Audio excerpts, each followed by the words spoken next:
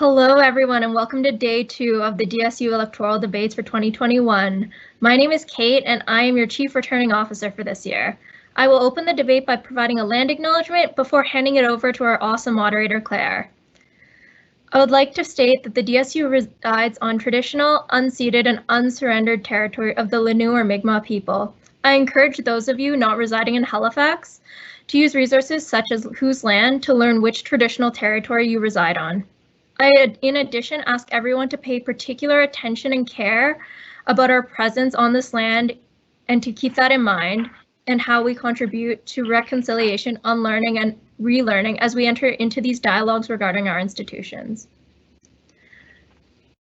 Now, before I hand the debates over to Claire, I want to reiterate some important points for the audience's reference. These points will also be reiterated in the meeting chat, so have no worries there. Closed captioning is available for folks on the lower right-hand side of your screen with the little CC button. When viewers may ask questions to candidates in the debate by using the chat function, there is a special Q&A button that will be available to you on your top toolbar. Some questions may be selected, and all questions in this discussion have been prepared by the Elections Committee, received from students beforehand, or taken live. The candidates are aware of the decorum and respect that must be held within this debate and these dialogues that we will be embarking on. The moderation team reserves the right to use any tools at their disposal to remain and retain a respectful and cordial debate. With that being said, I would like to introduce our moderator, Claire. Over to you, Claire. All right, good evening, everyone. My name's Claire. I'll be the moderator this evening. So on this second night of debates, we'll be starting with the VPFO Q&A. So I'll go over the rules in a second. And yeah, so our candidate for tonight will be Mohab. And yeah, now I will go over some of the rules. So candidates are required to have cameras and mics on. Each candidate will receive 90 seconds to respond to the proposed question. Timing will begin after 5 seconds of silence or when the candidate begins speaking. Candidates must not go over time, and they will be cut off if they do. Candidates must not address each other or the audience, and fines shall be levied at the discretion of the Elections Committee, whether or if offensive or disrespectful behavior is occurring during the debates. So I will hand it off to Mohab now to do a quick introduction, and then we'll get into some questions. So Mohab, over to you. Yes, thank you, Claire. So my name is Mohab Brisha. I'm a major in marine biology and biochemistry, and I'm running for VP Finance and Operations. I am also an international student in Dalhousie, going into my 5th year, and yeah, that's it. Thank you. All right, fantastic.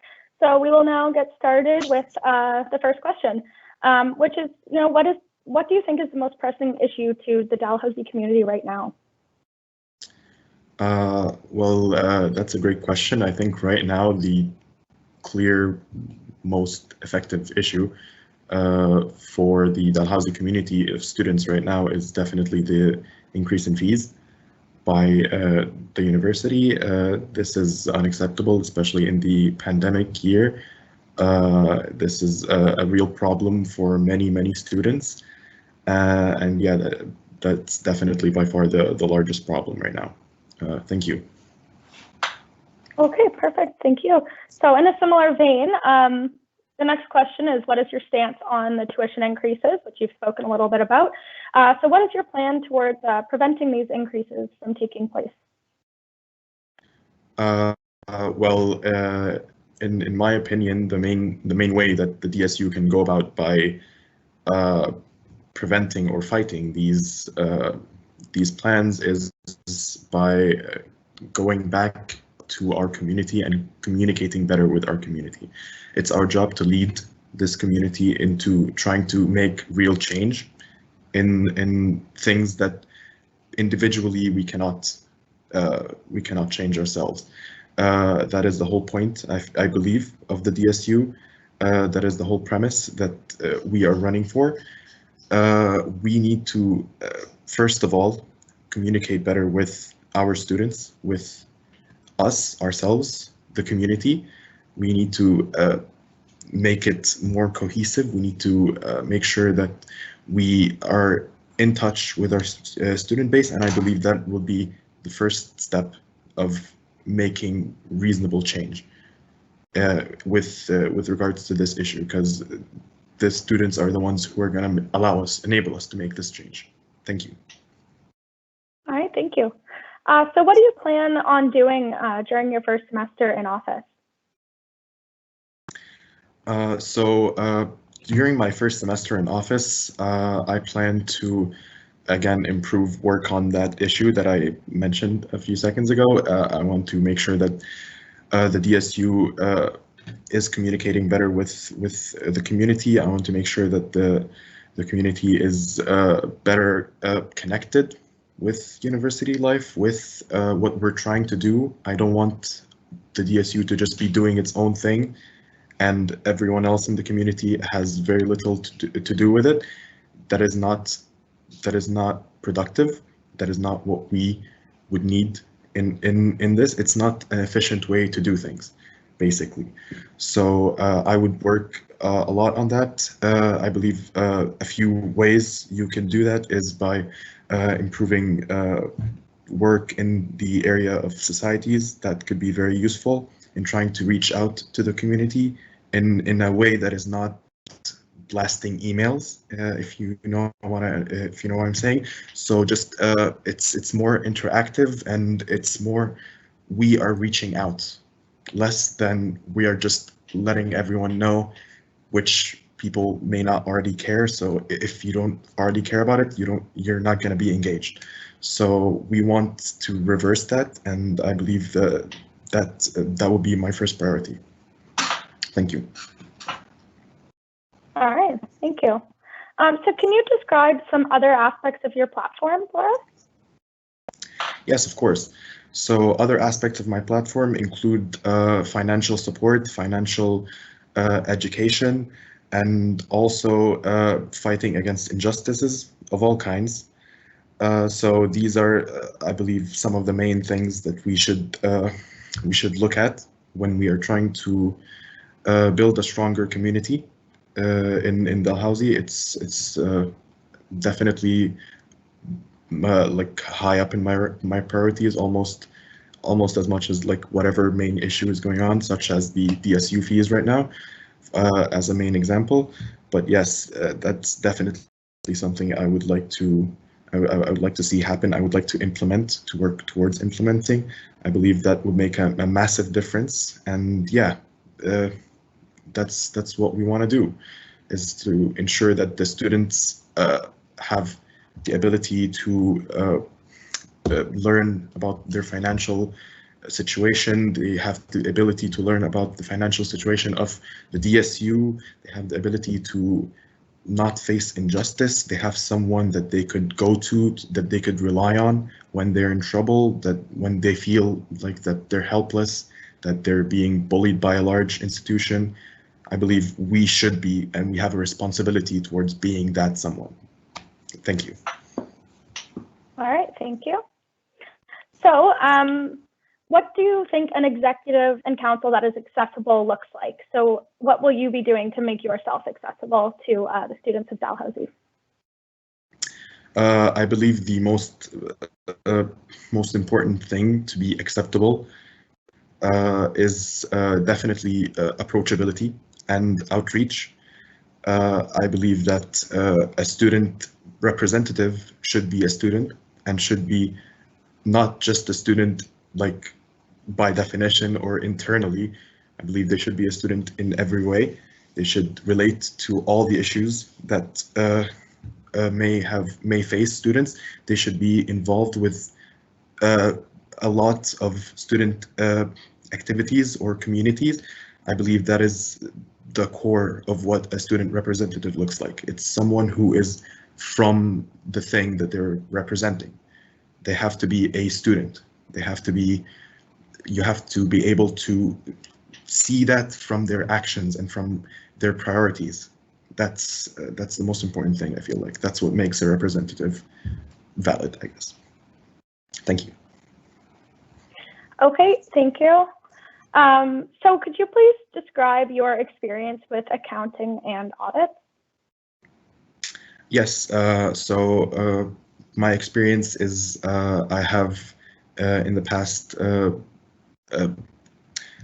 volunteered for to draw a budget for a volunteering event, for a charity event here in Dubai in the Pakistani Association in Dubai. So the event was that medical camp where they brought doctors and we've provided equipment and stuff, and then people could come in and they could be treated for free. So that was fun. I was responsible for drawing up the budget and also planning for the event and stuff. So that was some financial experience. Also, I am the person in my family who is responsible for holding the books, etc. So I'm usually the person who's dealing with the finances. I've been keeping the records for 5 years, about 5 years. So yeah, for my family, both here in UAE and in Egypt as well. I'm also keeping records for also the person responsible for finance in between me and my brother for in Canada as well, in Halifax. Thank you. Okay, thank you. So one of the VPFO's jobs are to draft the annual budget. So what are areas that you see as needing support, and how do you plan to reallocate those funds? So the areas that I believe are needing support are not too relevant. However, they are, I think maybe Sexton definitely need some support there, in my opinion. However, again, my plan is not to ensure that my opinion is what is there, but my plan is to find out what actually is what areas are actually need support. So, but as far as my opinion goes, it is the Sexton campus definitely could use a lot of things. Truro campus definitely need more support. Yeah, that's a few of the main areas that I think need support. However, I'm just one student when it comes to that. Thank you. Okay, fantastic. So as you just said, you think that there needs to be fund reallocation to some of the other campuses, but as you said, you're just one student. So how do you plan on getting feedback from the student body to find out where they think money needs to be allocated? That's an excellent question. So I have a few ideas, and I believe some of them might work, might be very functional. So the first concept is basically where is once hopefully the DSU is able to communicate better with the student body, then we might be able to see what societies are are having more engagement. For example, like if the societies are in Truro, if we start motivating them to start engaging people, then they will be better able to let us know when they need help, when they need more financial support. We will be more informed. So by motivating societies to draw in attention from students, we will be better informed as to the needs of the students in that area, and we will be better able to allocate support accordingly. Also, another way is definitely by social media. I'm decent, I guess I would say, at social media, but I'm sure the outreach program will have better qualified people, and I am sure that the outreach program should be improved, and it will be our main way of reaching students. Thank you. Thank you. All right, so societies, which you say you'll be speaking with, sometimes need a leader when going through the audit process. So how do you plan to lead societies through that? I'm sorry, can you repeat that question? There was a bit of static. And, I'm sorry, can you repeat the question? I can hear it. There was a bit of static.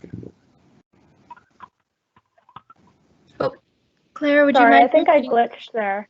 Awesome. Yeah. Sure. Can you hear me now? Yes. Yeah. Okay, fantastic. So you just spoke a little bit about societies and how they're crucial to hearing feedback from the student body. So how do you plan on leading the societies through the audit process? Through the audit process. Yes. Oh yes. Okay. Of course. I believe the best way to do it is with more personal interaction. You need to speak to the societies. You need to be in constant communication with the societies to make sure that happens.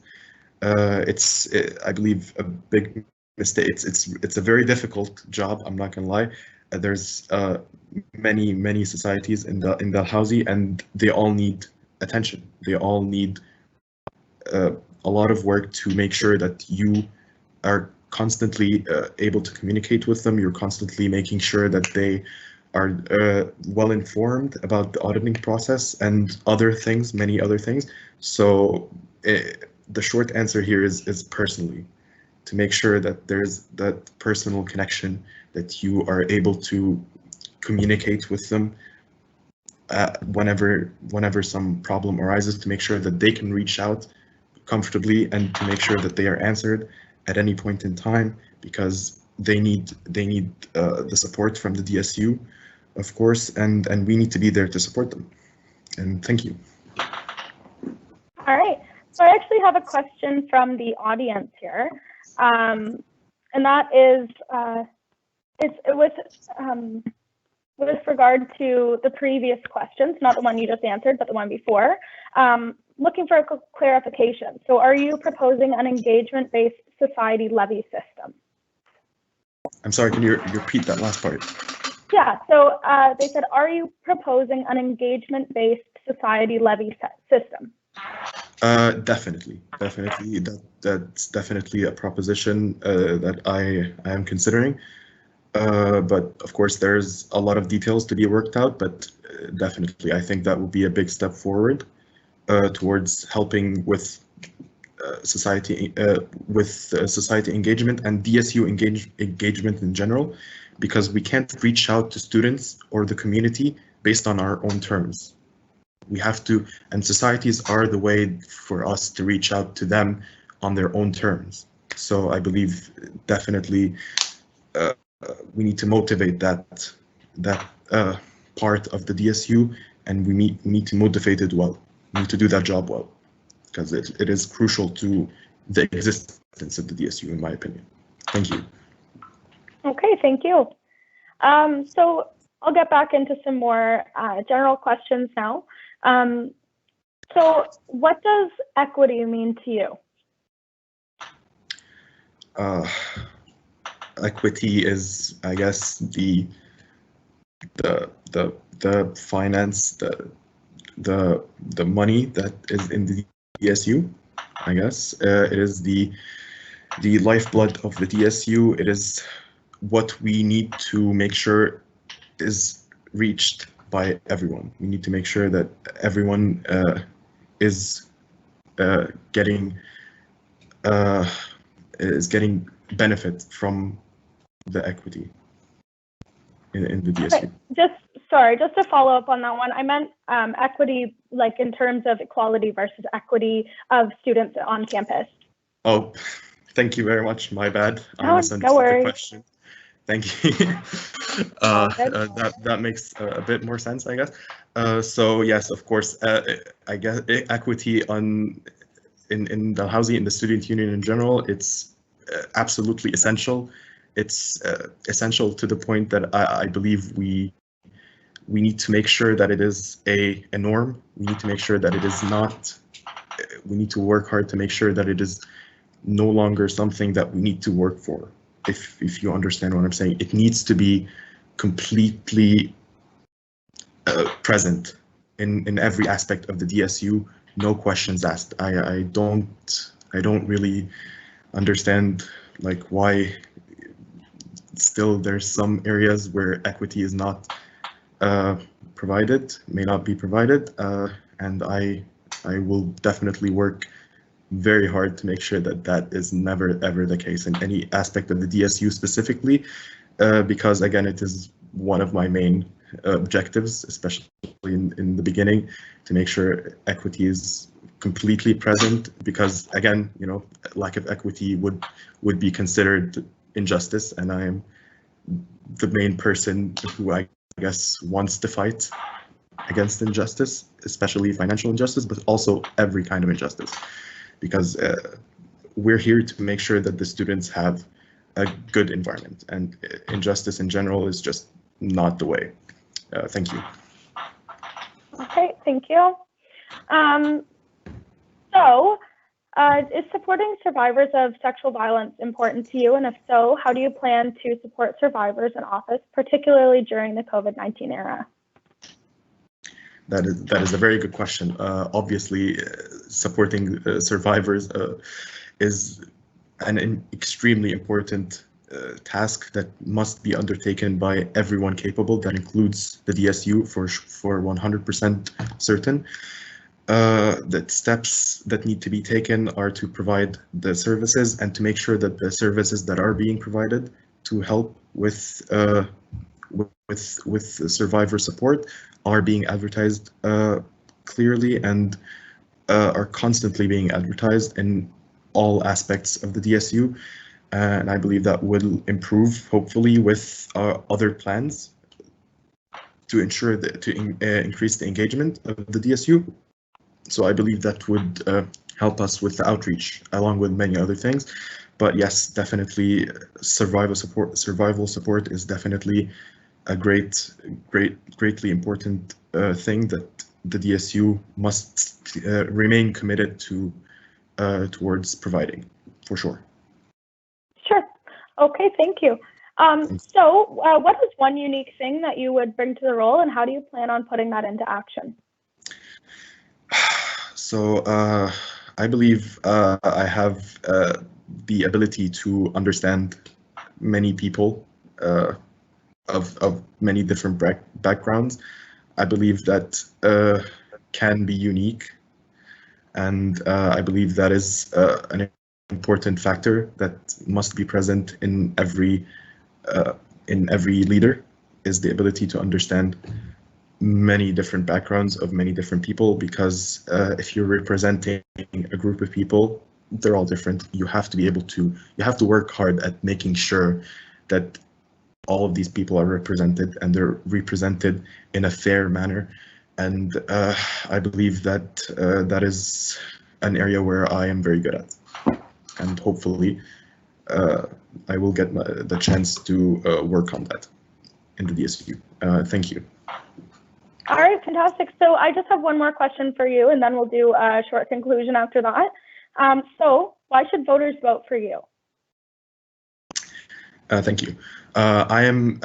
Voters should vote for me because I am a student of Dalhousie, and I'm willing to commit the work to make sure that the DSU follows through with many of the things that they stand for. Maybe they have not been following through with them in the past. I'm here to make sure, I'm here to hold the DSU accountable for any promises that they make. I'm here to make sure that the student remains the integral part of the student union. I'm here to make sure that the student is the person who decides, or the group that decides, what happens in the student union. And I'm here, that is my main objective. That is the absolute most important thing. You don't have a student union without it, and that is why you should vote for me, because that is my absolute goal. Thank you. All right, fantastic. So I'll just give you some time for a conclusion now. So any last words that you have to say to all the folks listening, go ahead. All right, thank you. Yes, I would appreciate if vote, of course, but even if I don't get voted, please, to the community, whoever's listening, make sure that the DSU is accountable, no matter what. You don't have to vote for people. Just make sure that what you're paying for is being realized, or at least fight for it. Make sure that the DSU definitely represents you, and try as much as you can to achieve that. That is my request, I guess, to you. Thank you. All right. Well, thank you so much, Mohab, for being here tonight and all of your answers to our questions. So you're good to go, and we will now have a 5-minute break before the next Q&A, which will be VPSL. So yeah, come back in 5 minutes, and we will be starting the VPSL Q&A. All right. Thank you very much.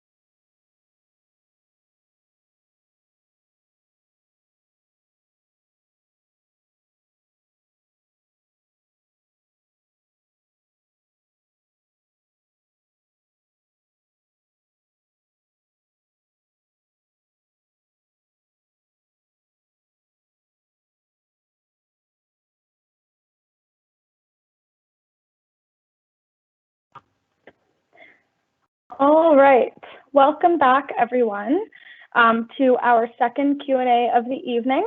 So our candidate is RJ and they are running for the VPSL position. So I will quickly go over the rules again and then we'll get into some introductions and then questions. So the rules are candidates are required to have their cameras and mics on. Each candidate will receive 90 seconds to respond to the proposed question. Timing begins after 5 seconds of silence or when the candidate begins speaking. Candidates must not go over time and will be cut off if they do go over time. Candidates must not address each other or the audience, and fines shall be levied at the discretion of the Elections Committee should offenses or disrespectful behavior occur during the debate. So RJ, I'll give you 30 seconds or so to introduce yourself and then we'll get into some questions. So over to you. Thank you, Claire. My name is RJ. I am running for VP of Student Life. I'm a third-year student here at DAL, and I am in therapeutic recreation. And I want to create a community where students are seen, heard, and represented through the DSU. Thank you, Claire. All right, good to hear. So, what do you think is the most pressing issue that the Dalhousie community faces right now? I think that the most pressing issue that we see right now is a mix between the tuition hikes for our students and also the mental health access with the pandemic going on. So these two issues, they affect our community in various ways. And in the VP student life position, I think that there's a lot of opportunity to put supports in place to help students who are facing these tuition hikes to help advocate for them, and also put supports in place to support student mental health, not only here, but also for students who are not in the province or in the country. Thank you, Claire.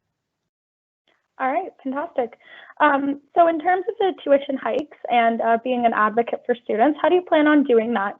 Or like, do you have a plan or of how to stop the tuition hikes or work towards stopping it? For sure.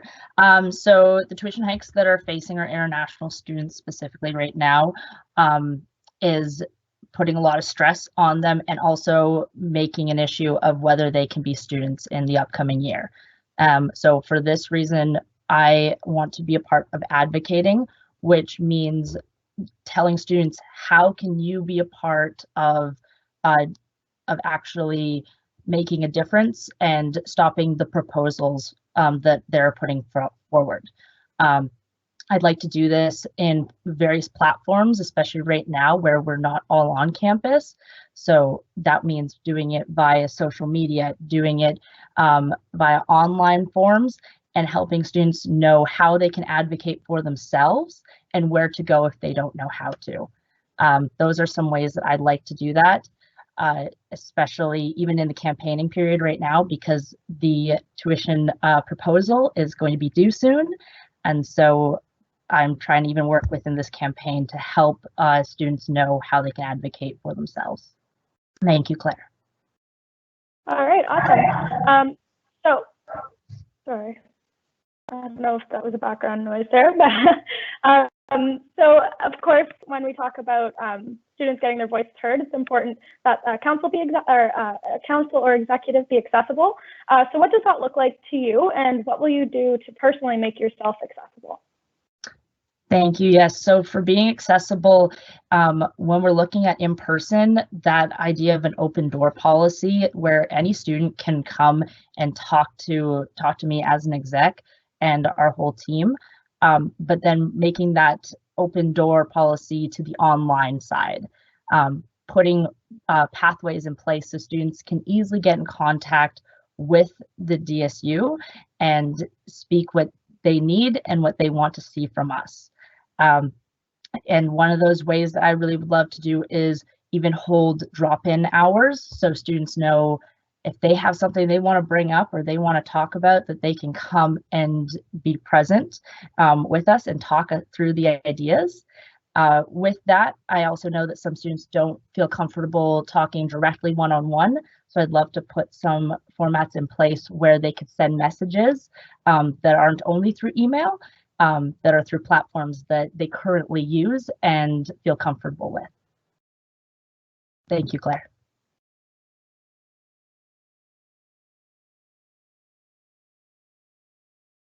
Oh, Claire, I think you're muted.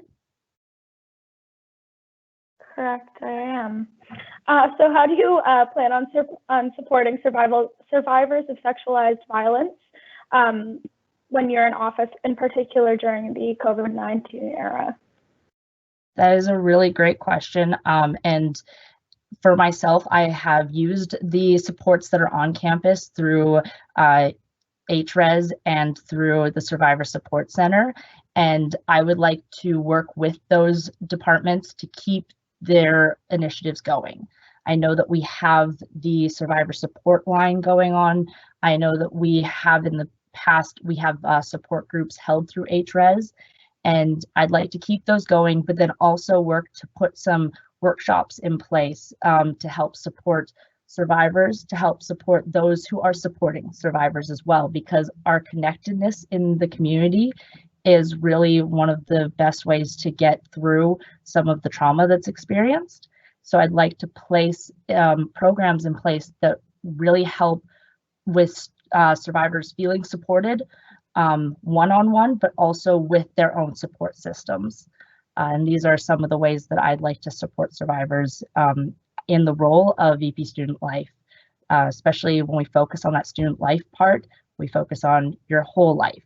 And so I really would like to make sure that is an important part that is advocated for and students feel represented in. Thank you, Claire. Thank you. So how do you plan on supporting Asian and Pacific Islander students who may feel anxious about returning to campus due to COVID-19 related racism and violence? I think that this is definitely something that I hope we don't see a lot of on campus, but I want us to be prepared if we do, and place from the DSU a flat out like no tolerance, because we don't tolerate students being subjected to any form of hate, racism on campus, and that has to come right from the DSU. So that is something that I would like to put in place from the start. I would like to make sure that those students still feel connected with one another and with the greater student community, and make sure that there is also pathways in place for if they experience any form of negative attitudes that at all towards their return, that they have an easy way to go and even anonymously share their complaints and share their stories, so that the DSU can step in immediately and really mediate situations from the start. Thank you, Claire.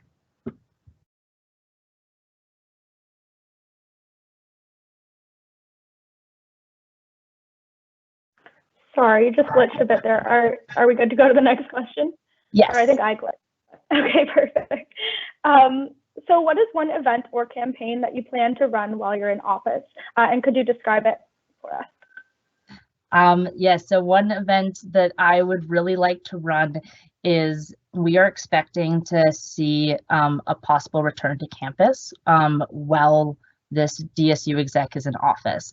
And with that, what I would love to see is, in a very safe way, do a welcome back to campus week for our students, online and in person, as restrictions allow, in a very safe format, as a way to almost re-experience our orientation style week that we all got and bring us back together as a community.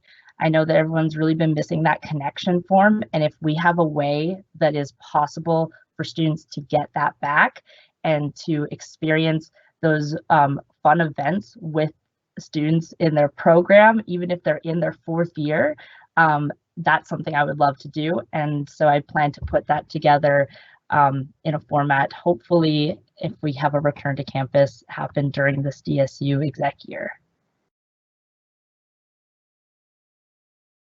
Thank you, Claire.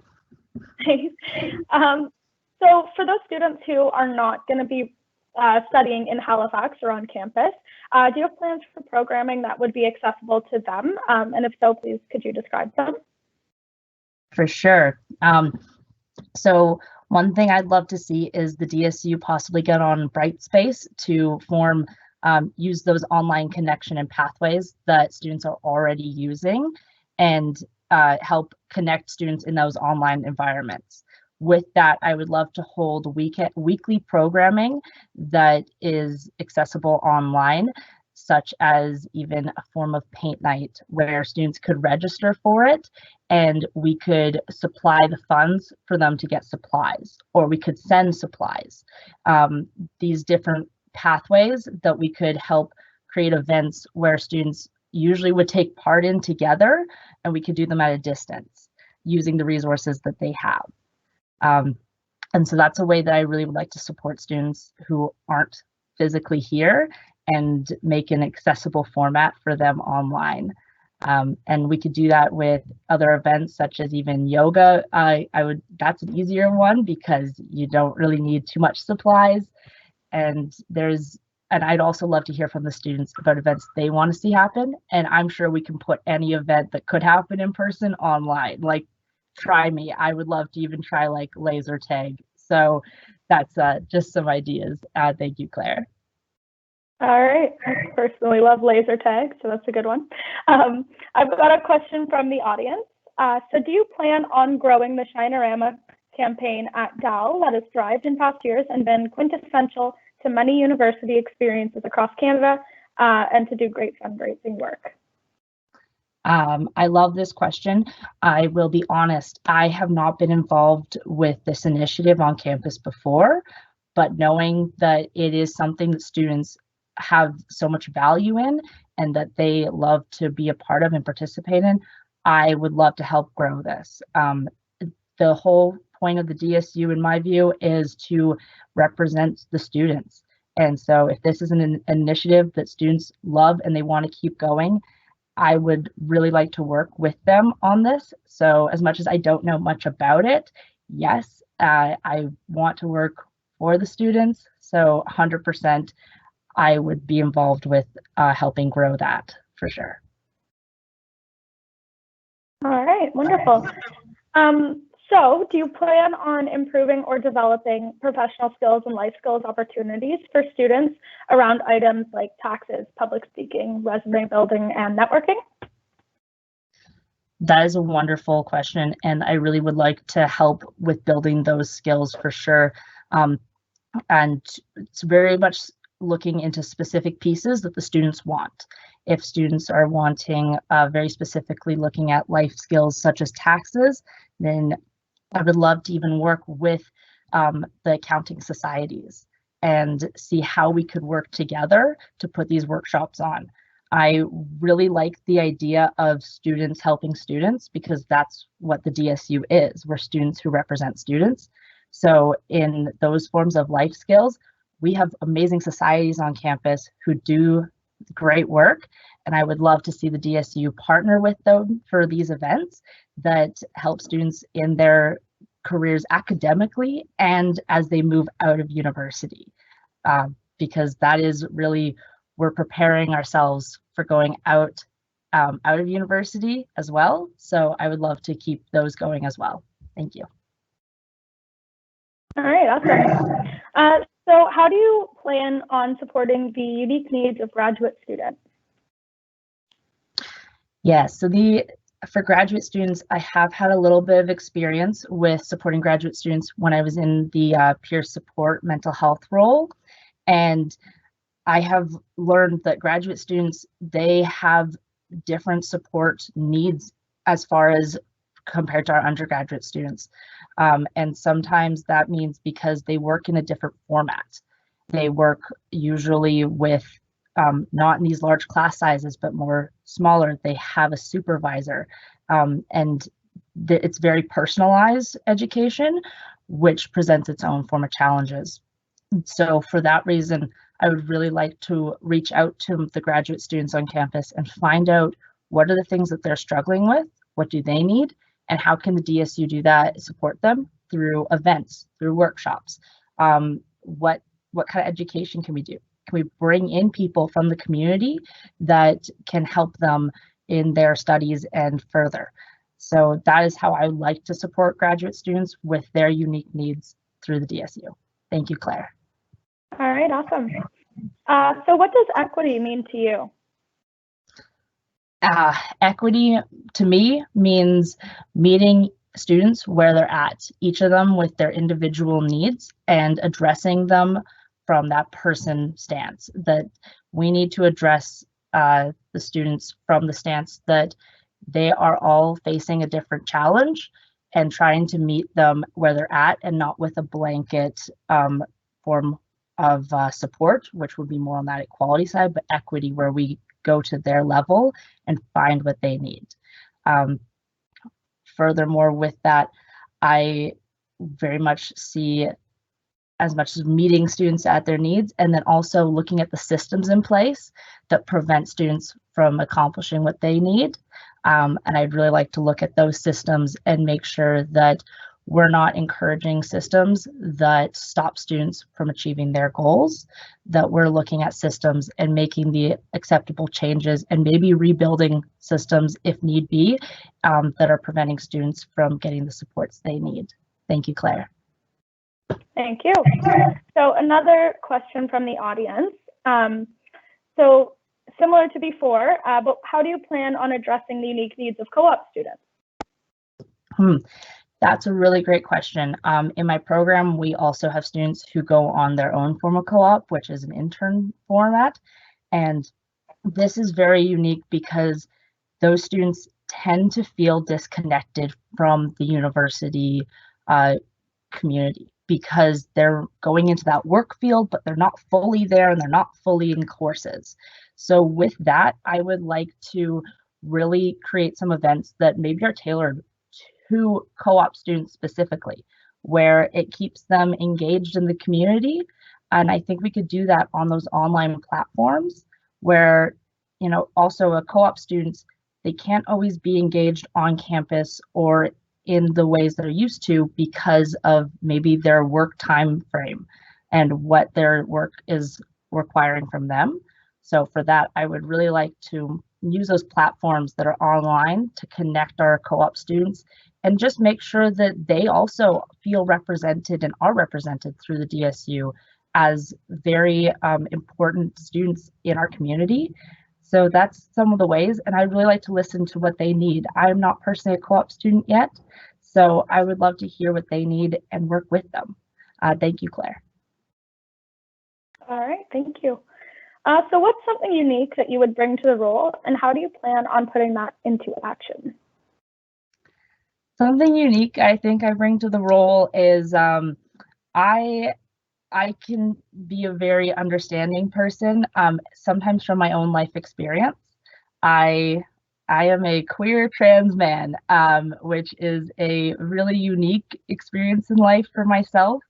And I think that I have an ability to really understand where a student is at, or if I don't understand, recognizing that and working to learn how I can support them.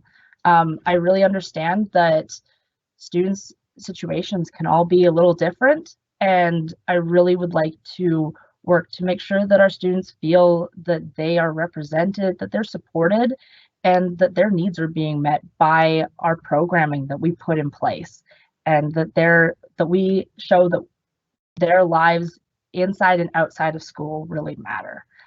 So that's something really unique that I think I bring. Furthermore, I'm a massive Disney fan. I might be a little bit too much of a Disney fan at times, so I really like to just bring a whimsical side, and a side where, you know, we can see this idea of excitement and joy in events and programming.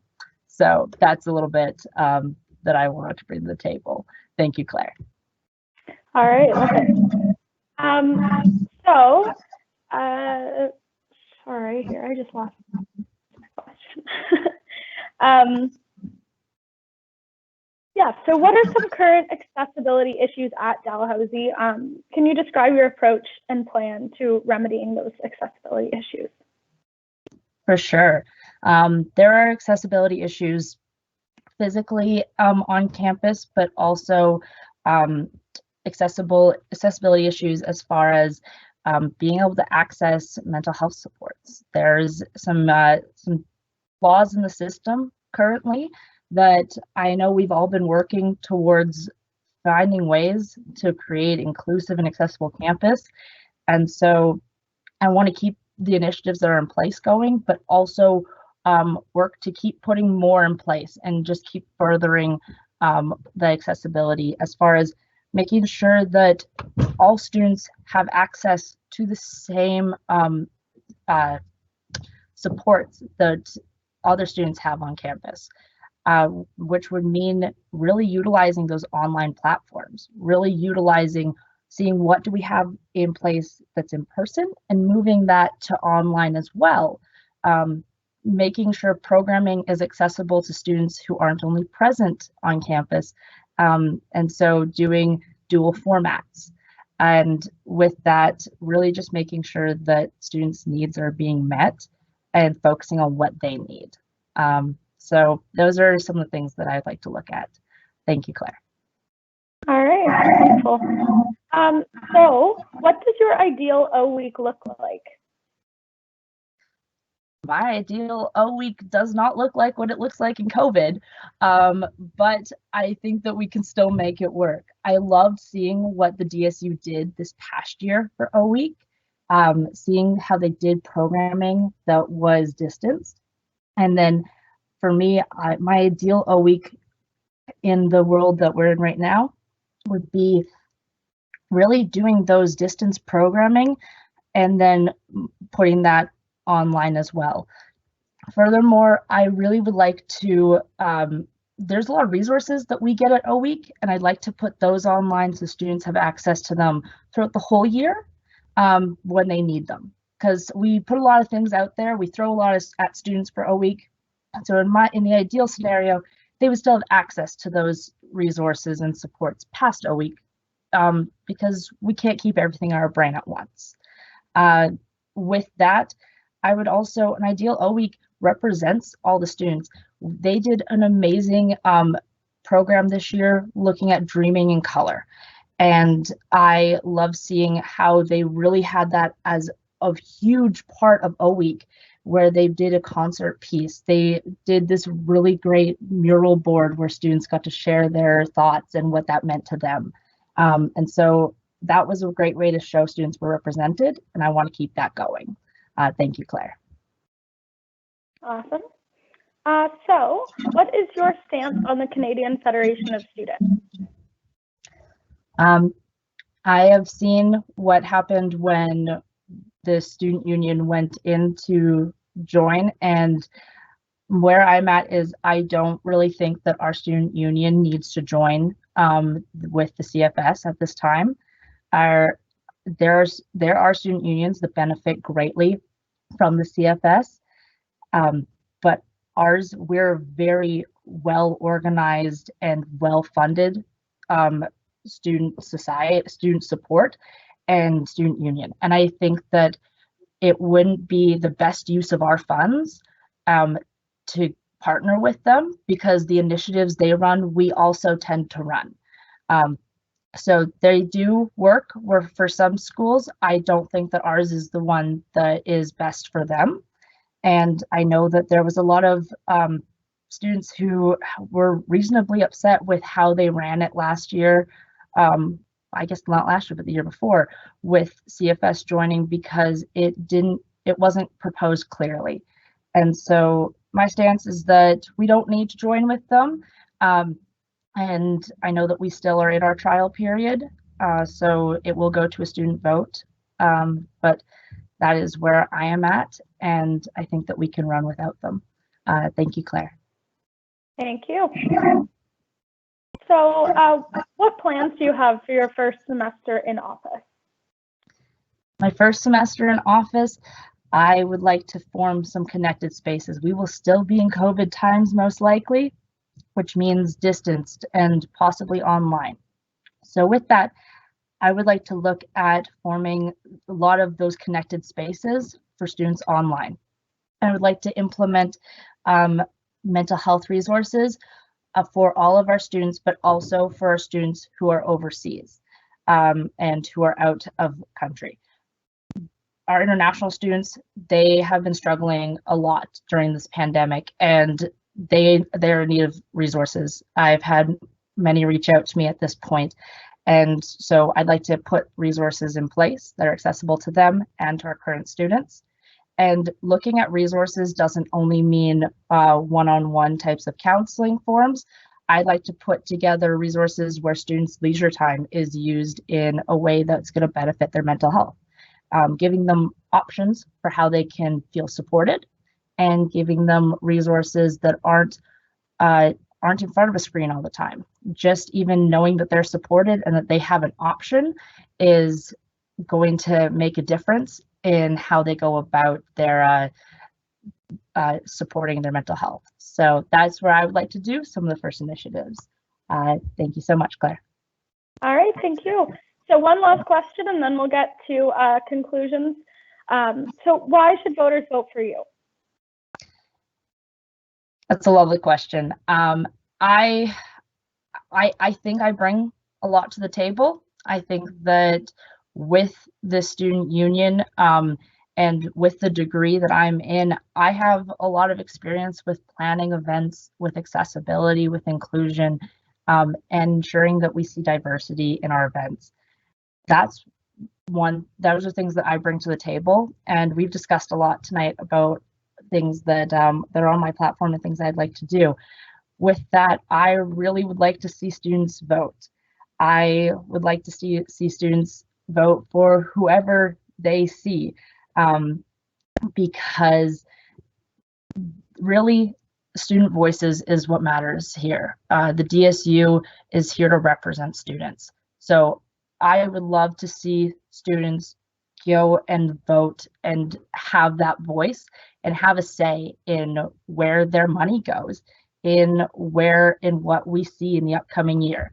And if that vote is for me, I would be very honored. But I overall would like to just see student engagement on campus. Thank you, Claire. All right, thanks so much. So if you have any last concluding statements that you'd like to tell to the folks listening, you could go ahead now, and then we're all good. Awesome, thank you, Claire.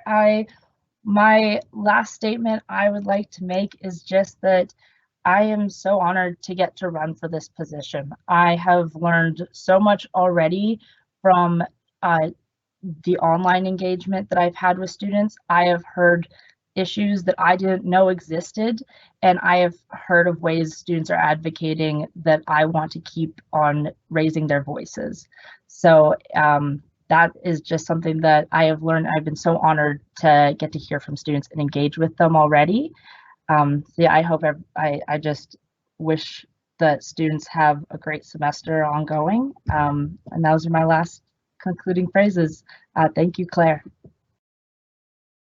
All right, thanks so much, RJ, for being with us this evening. So we'll be going on a 5-minute break now, but when we're back, we'll be doing the VP internal Q&A with our candidate, Truly. So come back in 5 minutes for more good questions.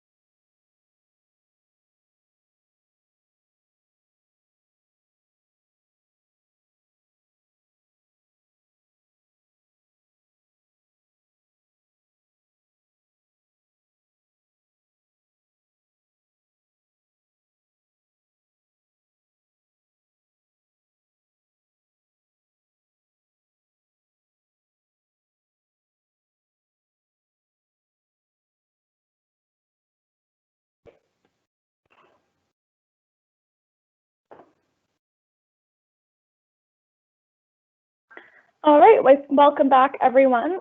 We're here with Truly, who's our candidate for VPI, and I'll give her a chance to introduce herself in just a moment, but I'm going to go over the rules again. So candidates are required to have their camera and mics on. Each candidate will receive 90 seconds to respond to the proposed question. Timing begins after 5 seconds of silence or when the candidate begins speaking. Candidates must not go over time or they will be cut off. Candidates must not address each other or the audience, and fines shall be levied at the discretion of the Elections Committee should offenses or disrespectful behavior occur during the debate. So Truly, if you'd like to introduce yourself, go ahead. Hi, thank you, Claire. My name is Truly Love. I use she, her pronouns. I am an undergraduate student in a major of political science and gender and women's studies here at Dalhousie in my fourth-ish year.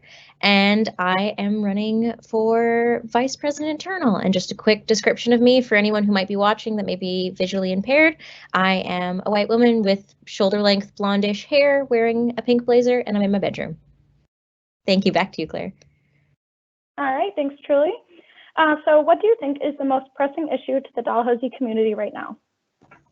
I think the most pressing issue for students is honestly a combination of what RJ and Mohab said. I think that overall mental health for students is very important, but not just being able to access mental health services, but making sure students have support all around. Rising tuition causes stress for students and issues with mental health. Not being able to afford to live in Halifax or Dartmouth, and being able to access the technology and support that they need to be able to adjust to working online during the COVID-19 pandemic. So I think that the overall mental and physical well-being of our students is probably our most important issue. And it's important that we focus on all aspects of that, however our students need support, because often mental health isn't just being able to access someone to support you, but it's being able to access resources to help you get through, to be able to continue on with your studies, to be able to be happier and healthier, and to be able to stay safe. All right, thank you. So what do you think an accessible executive or council looks like, and what will you be doing to make yourself accessible to the students? Yeah, I think that being accessible to our student body is really important. One of the main things that I'm running on is helping students understand more what the union does. I think it's really important for students to not only be able to speak to their executives, like RJ said, really embracing that open door policy, both in person and online, but students should know who they're reaching out to. What do we do? What is the difference between us and the administration, and how we as student representatives can actually help them, and who their concerns should be going to.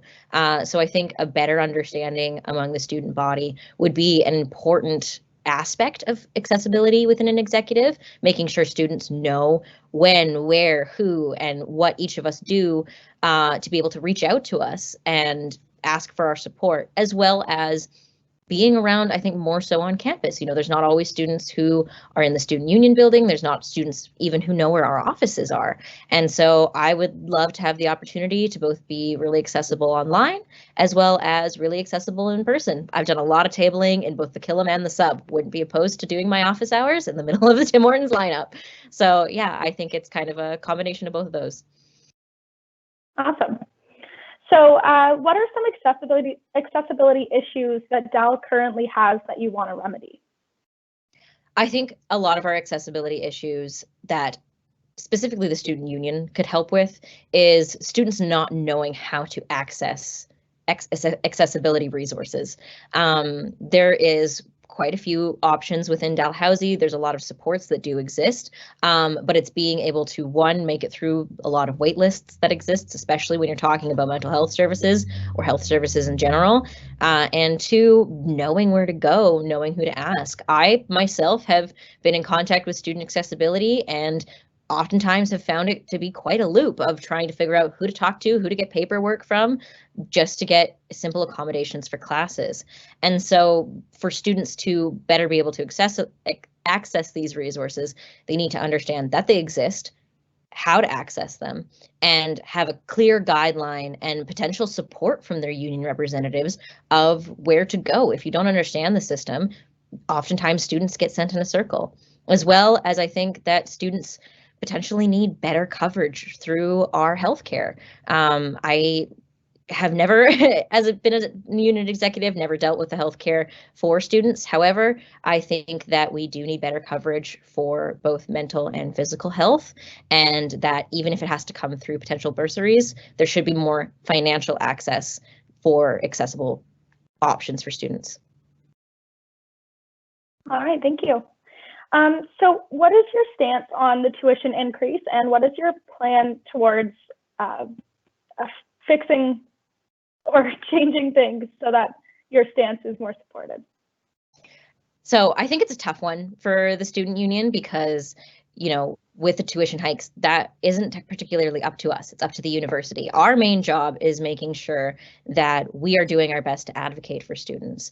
I think tuition increases have harmed a lot of students, particularly our international students, and that we need to do all we can to make sure that tuition increases don't happen as frequently. We need to be able to advocate to Dalhousie and the provincial government.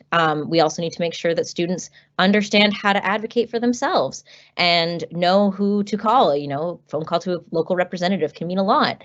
And support our students in being able to protest and raise awareness about the harmful effects of these tuition increases, as well as short-term plans. You know, I'm not a person that likes to stick band-aids on things, but in the meantime, I think the student union should have lots of options for helping students financially, even when we can't control the tuition increase. Even though tuition's going up doesn't mean that we can't help you in other aspects of your life. Students should know about the food bank, about the loaded ladle, about different bursaries, about different access to financial supports and financial planning on campus to get them through the short term while we advocate for a better future for them as students.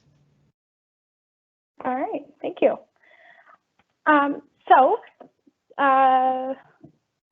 What does equity mean to you? I think equity is one of those words that, you know, a lot of people talk about. It gets thrown in like diversity and inclusion, and people don't really understand what it means. But for me, I think equity is something that is sort of a living concept, in that we have to constantly be adapting. We have to constantly be looking at our policies, looking at our action plans, looking at how we support our students and go, okay, this was great yesterday. Is this still enough today? What have we learned? What can we learn? Who can we reach out to better understand what our students need? Thinking of equity as a solid line, a goal to hit, I don't think is the way to think of a system. We need to constantly be changing, adapting. Most of us have learned that in this last year, as we are coming into almost a full year of being in the COVID-19 pandemic and learning what it means to adapt to make sure that students have access. And I think as a student union, it's really important that we include this in all of our practices, that diverse voices that, you know, I don't represent are in that room and in every aspect of our decisions within the student union, even in conversations that someone might not necessarily think as something that would include accessibility or like inclusion and diversity. They need to be represented in all of those rooms, and we need to make sure we're meeting students where we're at. All right, wonderful. So I've got a question from the audience here. Do you plan on revising what it means to be a ratified society? And if so, how do you plan on doing that?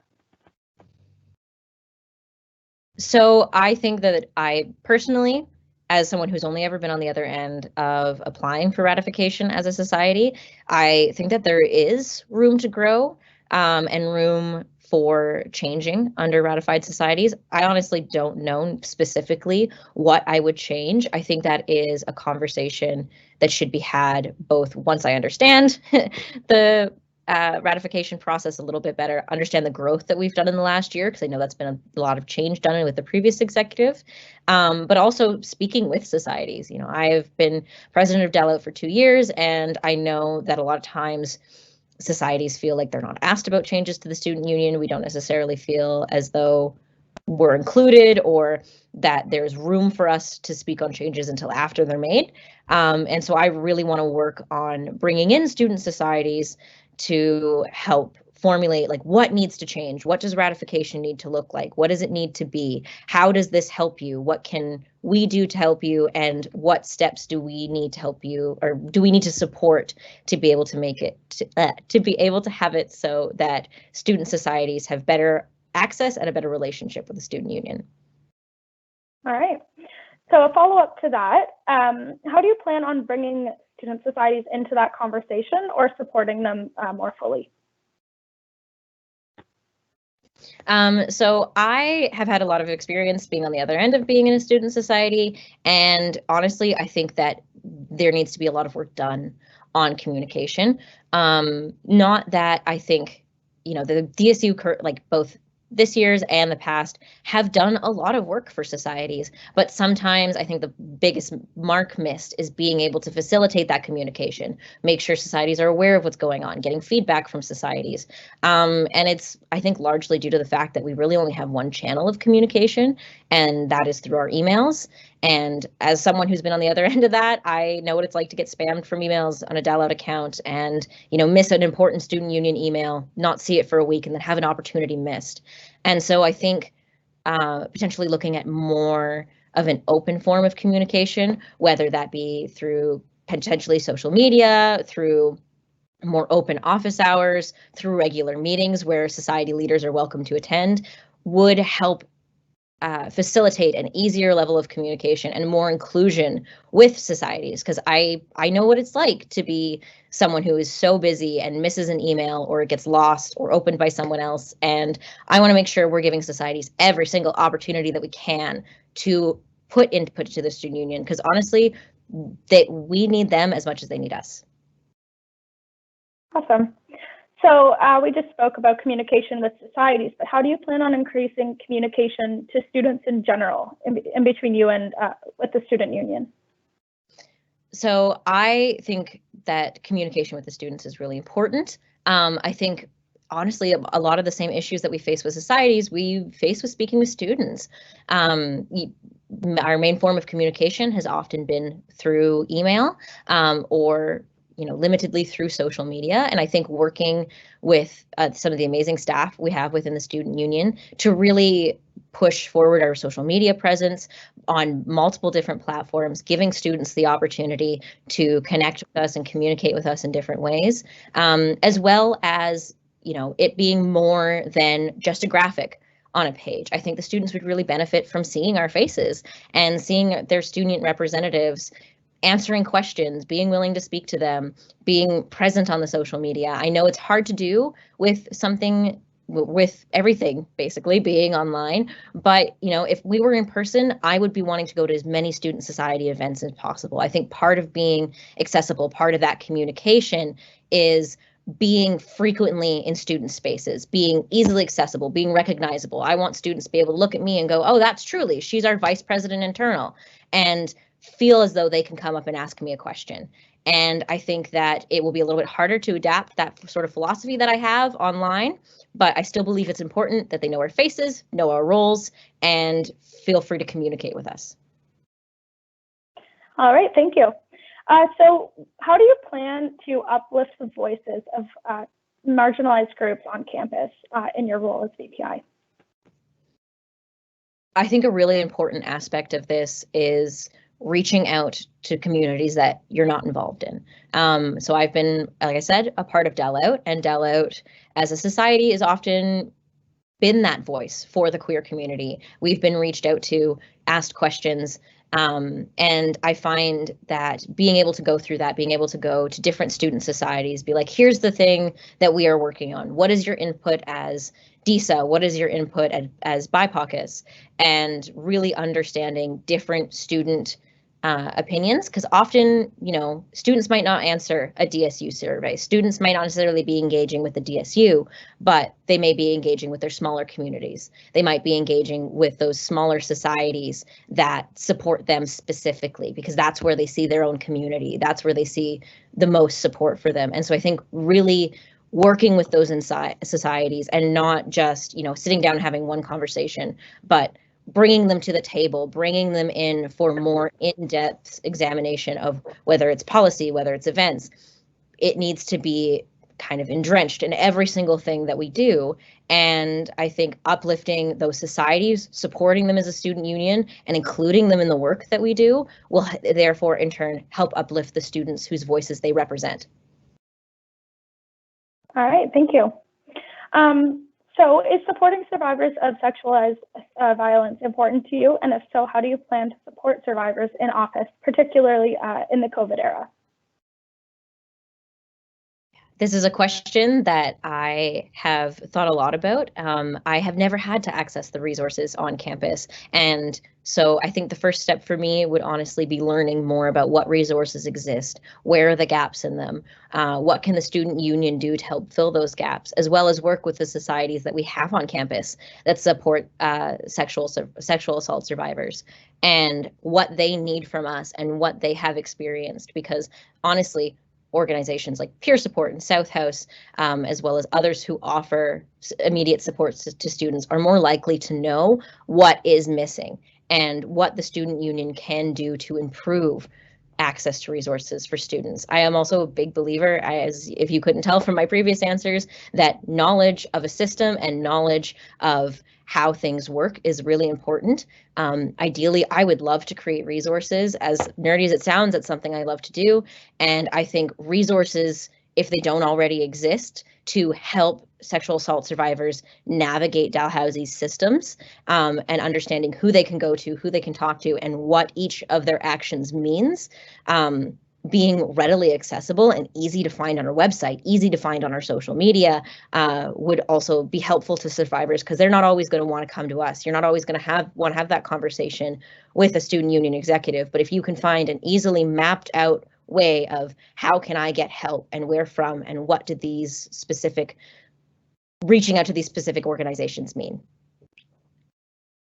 All right, thank you. So I have another question from an audience member. So what is your stance on political societies at Dalhousie? This is a tough one for me, honestly. I think that as a campus, we should be open to all sorts of different viewpoints. I think the line for where that ends for me is something that is potentially harmful, but I don't necessarily think there is anything inherently wrong with having political organizations and political societies on campus. I don't think that they should ever be able to be levied societies. However, I think that I know for myself, and I know for a lot of other political science students, having access to those party organizations is really meaningful, not only for our degree, but potentially our careers. And I think as long as they are operating in a way that is mindful of the policies that exist, that they are creating safe spaces for all Dalhousie students, and that they are not creating any harm, they are not creating exclusion, and they are not fostering a hostile environment, then they should have the right to exist, as well as many other societies that share different viewpoints and different forms of expression. And I think it's important that they have our support, but they also have our observation, and making sure that every society, regardless of politics, is following our guidelines and making sure that our students are safe by attending their events. All right, thank you. So what do you think are some of the most pressing issues that students are facing right now? Like, where do they need support the most?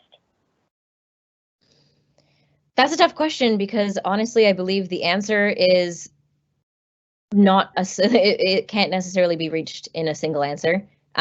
Students are struggling in many different aspects. Financially, I think, is a huge thing for students, whether that is through lack of employment, increase in tuition, not being able to afford their medication or their accessibility needs, housing in Halifax. I think the broader answer to that question is that almost all of the student issues are connected. You can't necessarily just talk about housing without talking about transportation, without talking about jobs, without talking about student, being able to work as a student. It's something that you can't necessarily single down to one issue. I think students, in a lot of ways, need support from their union in the places that were most effective. We can offer information. We can offer support and advocacy within the university. We can offer workshops, we can offer spaces, we can offer bursaries. And I think in the areas where it's reasonable for the student union to provide that assistance, we really need to work with our students to create those resources. Thank you. So how do you plan on engaging students who are on co-op or graduate students or off-campus students? Yeah, I know specifically, I've had a lot of friends who have done graduate studies, and as RJ had said previously, like it is an isolating experience, and you're often kind of on a different schedule in a different world than a lot of the other students on campus. I myself want to one day be a graduate student, and so I think it's really important for us to create spaces for graduate students. It's important for us to work with graduate student societies to make sure that their students know what is going on, and potentially even for us to have targeted events to bring our graduate students into the DSU or on campus or meet them in their own faculties to be able to create those spaces where they feel like they're included in their union. Co-op students, again, is a different issue, and it's a little more difficult where they're off campus. They're not necessarily coming to campus all the time. And I think one benefit of COVID-19 is that we have really learned how to use our online programming. We have learned how to create events that you don't have to be physically present for. We've learned how to engage with students on social media in a way that I don't think I've seen the union do in a long time. And so I would really want to utilize those and specifically work to reach out to those students who aren't on campus to make sure that they all feel heard and engaged with. Thank you. So what committees do you plan on sitting on, and what will you bring to those committees? Oh my goodness gracious, the names are blanking me right now. I really hope to sit on accessibility for students. I would really like the opportunity to sit on bursary committees as well. I really want also to work with my team, I think is an important thing. I think once we come together, if we do, that we will be able to realize who has strengths in what area, who is best suited for each committee. I honestly am pretty open to what I'm able to work with. I've been a part of a lot of organizations outside of Dalhousie. I've sat on boards. I have volunteered for many different organizations, and I'm really familiar with the operations of bureaucracy, the working within a system, understanding sort of that world, I guess, which I think is a skill in that I might not know the ins and out of every committee, but I'm so familiar with that process and understanding what that means that I'm sure I'll be able to jump on any committee and feel comfortable and ready to advocate for students. Awesome, thank you. So another question from the audience. What will your lasting impact be on the student union if elected to office? I really hope that my lasting impact is the resources that I leave behind. I am someone who's always thinking, okay, what happens after I'm gone? I have tried to do that with Dial Out. I've tried to do that with other organizations I've volunteered with, because I've been on the other end of someone walking away and then having the whole organization crumble or having the whole society crumble because there wasn't a strong foundation left behind. I want to make sure that while I'm in office, any campaign that I run, any research that I do, any sort of resources that I create are something that is going to be there well beyond my term. That is something that students can go back to and find years from now. And that's something that execs that come after me can take as a baseline to be able to add on to be able to make a better resource. Because like I said, I believe that we are constantly growing and that the union should always be changing things. But I know what having that strong foundation of these resources, this research, this information already existing is. And so honestly, like I hope to leave behind a plethora of information and resources for both myself and union members that come after me. All right, great. So what is something unique about you that you would like to bring to the role, and how do you plan on putting it into action? I think my uniqueness is that I have been in multiple different leadership spaces since I was in high school. I have sat on different boards, different organizations. And in that, I have been in almost every position that you can imagine. I have worked as a treasurer, I have worked as a president, I have worked as a secretary. And I think being that person who's sat in many different seats at the table is something that gives me such clarity and allows me to understand potentially what the people I'm working with also feel and also see.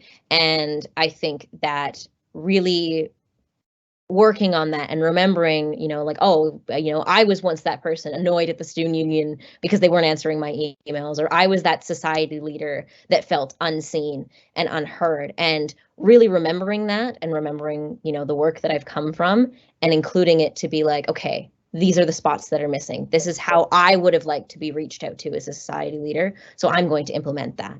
And so I'm hopeful that having those experiences makes me the most accessible and easy to work with candidate for this position. All right, wonderful. So I'll just ask you one more question here and then we can go to conclusions. So why should voters vote for you? For one, to explain to voters that are watching and listening, you might be wondering as to how does your vote look for me? If students are watching if students are watching, or to the students who are watching, it's a vote yes, vote no situation, since that no one is running opposed. And I think that you should vote for me and any of the other candidates that you see here because you think that we're the most qualified for the job. I'm honestly, would be flattered to have students' votes. And I think that it's really important for students to be engaged. And I think students should vote for me if they think that I am the most qualified. And even though that there isn't a potential other option, I really hope that students don't necessarily see it that way, that I'm not the only option that exists. I hope that students go into this, have looked at my social media, have read my platform, have asked me questions and go, yeah, she's the one who I would have voted for. And so I hope that I have earned students' vote by the end of this. And I really, like the others said, in all honesty, I just really hope to see student engagement in this election because I know it's been so hard with COVID, but I would really love to see students be involved in their union. All right, thanks, Truly. So I'll now give you a few moments to do some concluding statements. So you can go ahead. Yeah, I'm just would like to say that I am really grateful for this opportunity. I have thought about running for the student union for a while now. And honestly, even though it looks completely different than I've seen in most years, I'm really happy to be doing it this year. I really want to give, this 2021-2022 year the best that I possibly can and hopefully make that transition from what a COVID-19 response to potentially back in person response looks like the best and most well represented for our students. And I want to make sure that all of the students in the union feel heard, that we can work to increase engagement, and that we can work together to create a union that really represents students. And yeah, at the end of the day, I am just super excited to be a part of all of this. And if anyone has questions for me, I pay attention to my social medias. And so feel free to reach out to me. And all of our candidate stuff is on the candidate website. All right, thanks so much, Truly. That concludes this question period. I'd like to say thank you to all of our candidates. So Truly, RJ, and Mohab, all of you did a great job, and it's been a pleasure speaking with you. And yeah, that's all for this evening. Enjoy voting. Yeah, just to reiterate and close out the night, thank you so much to Claire for doing an amazing job handling all of our candidates and giving them the ability to speak. Thank you to the candidates for doing a really great job. I know there's some toughies this evening from the audience. You all did great. For folks watching at home or listening at home, I just want to remind folks that voting is open 8 a.m. Atlantic time, March 8th, and it closes at 11:59 on the 9th. All your candidates really do need to be voted in, so your vote still is incredibly important to them. And I very much encourage all of you to vote. And this has been your 2021-2022 2021 DSU electoral conversations. Thank you so much and happy voting.